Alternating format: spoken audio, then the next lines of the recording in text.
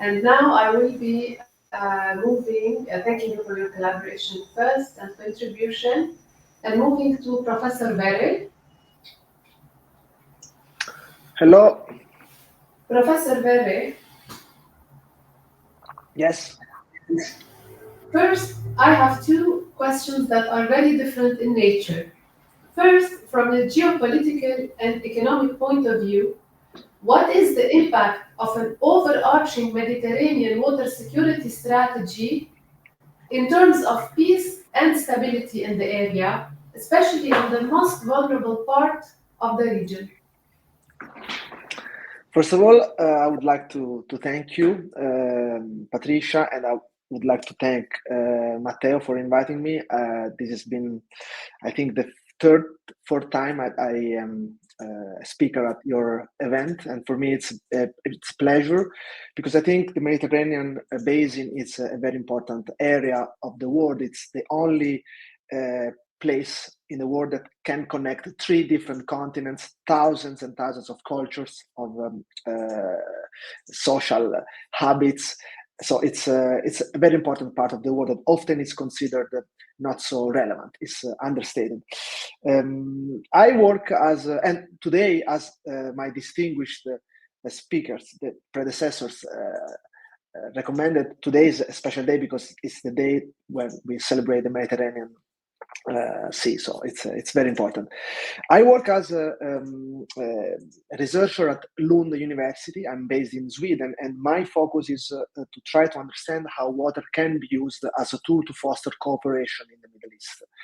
My project exactly is about using water as a tool to foster peace and dialogue among nations, especially in a region that is very much water scarce, as we know, the Middle East.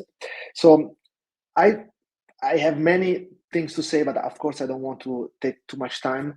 And I agree with all that has been said by my predecessors. I want to add that I am also the president of the first Italian water strategy think tank. And our approach is to also try to understand what we can do in order to establish a foundation of collaboration between nations, but also organizations, entities, municipalities, regions. In this regard, I, more than having an academic approach, I would like to focus my answer on a practical standpoint. With the think tank that I have the pleasure and the prestige to lead, we have several projects in the southeastern Mediterranean basin, especially in Turkey, in which we try to bridge the gap between the lack of technology and lack of vision in terms of water management.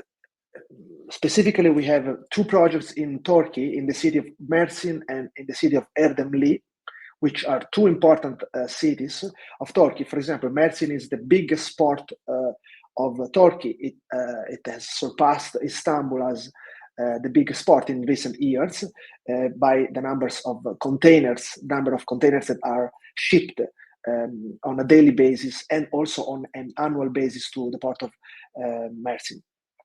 So our approach is to foster cooperation. How? Basically, providing technology. We have two projects, as I was saying, in Turkey, in which, for example, in the city of Mersin, the predecessor, the professor that spoke before me, mentioned about an important approach in terms of understanding technology for a smart water management. And I completely agree with him. We have developed a system to try to detect water leakages in public aqueducts. We are trying to implement this also because recently Turkish government passed a law according to which the water leakages within Turkish aqueducts should be under the 30% threshold. Turkey, such as many other countries, Italy, for example, has a high level of water leakages in aqueducts, and this can create a big problem. Also in terms of geopolitics, because one of the main issues in terms of migration is lack of water, lack of a very important element that is the basis of life, not only for humans but for life in general. When we try to discover new worlds, new planets, the first thing that we look for is water, if there is a liquid water on this planet. So when in cases where we don't have a lot of water, most likely we will have a migration. Migration often causes a social crisis. Social crisis can sometimes increase the chances to have a political crisis. So our approach is to try to solve real problems with real technological solutions. And so this is what we try to do. In terms of Mercian, we try to provide this water leakage system that can have an impact in trying to reduce water leakages. In terms of, for example, the second project, which involves the city of Erdemli, which is another important city in Turkey, we try to have to build desalination plants. Desalination is also another important aspect in terms of trying to reduce water scarcity in the region. And so our approach is to foster not only just research, but also real solutions for trying to solve real problems.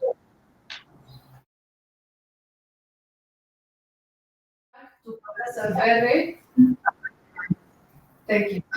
We cannot close this panel without going back to Professor Verre to speak about water technology. So I would like to ask him, what's new? What is pipeline advancement in water technology right now that could be promising in water preservation and water security in the near future? Yes, thank you for this question. I think there are many advantages to be living in this modern era, especially regarding technology and development under many circumstances. For example, the use of AI modeling. As I was referring earlier, we are involved in several projects. All of them basically use artificial intelligence with also some old school activities, such as, for example, the use of sensors. I think a good way to try to understand how we can fix water leakages in aqueducts, for example, is to try to understand how we can use artificial intelligence and sensors to work together to combine a perfect product that can have an impact in trying to reduce as much as possible leakages of water in aqueducts. And I come from Italy. Italy, at the same time, has several problems in terms of water leakages. We have one of the highest water leakages in Europe, water leakages rate in Europe. In some aqueducts, especially in the southern part of the country, almost half of the quantity of water that goes through the urban grid is lost. So it's an important problem. So the technology basically is there. But if I have time, I would like also to mention other aspects in which we can use technology to help support water management in a good way.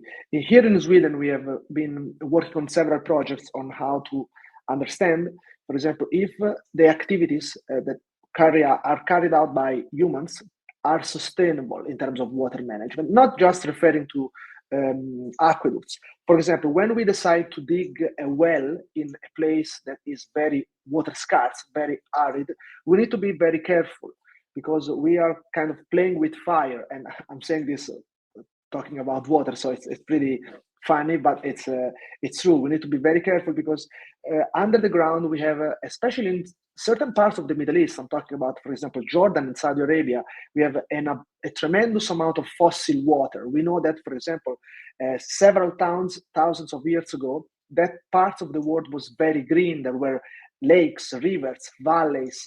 The Arabian Peninsula was a very, very green land.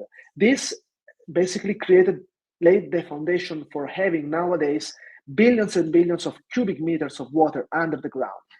But if we keep digging wells that extract water from under the ground, we run the risk of basically depleting all these resources. Because as we know, in that parts of the world, in Lebanon, also in Jordan, in Syria, in Saudi Arabia, there, especially due to climate change, rainfall patterns are very scarce nowadays. So rains doesn't occur that much. So what can we do in terms of fixing this problem using technology and, for example, artificial intelligence and Internet of Things? Well, we can develop models that can support planning wells in a very sustainable way. We have already the technology that can allow us to do. It's now time for the political for the policy, for the politics to intervene and to adopt the right solution. And this is just an example. For example, we carried out several studies on Yemen, for example, which is a country that is unfortunately has been dealing with severe water crisis, especially following the war and climate change itself. There are many illegal wells in Yemen that are constantly depleting the resources of water under the ground, creating a lot of problems because now the water that is being extracted is already brackish, so poor quality, not so much water anymore. In certain parts of the country, but this can be also the case in Jordan and in Syria, the aquifers are going down by several meters per year. So we really need to use the technology to try to not only adopt better solutions, but to use the solution that we already have in a very sustainable way, just by implementing products that are already there, like, for example, wells.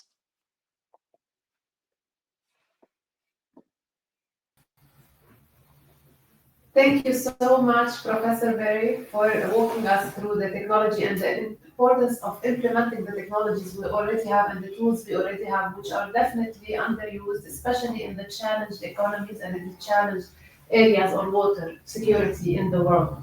I would like to thank all our guest speakers for the insights today, from strategy to Mediterranean collaboration to hydrostrategy to policy and to technology. I would like to highlight the importance of this topic and how important for water strategies to be the top and the highlight of all national and regional agendas for the next year because, as our guests have highlighted, water is life. Thank you so much, and we'll see you in the next panel.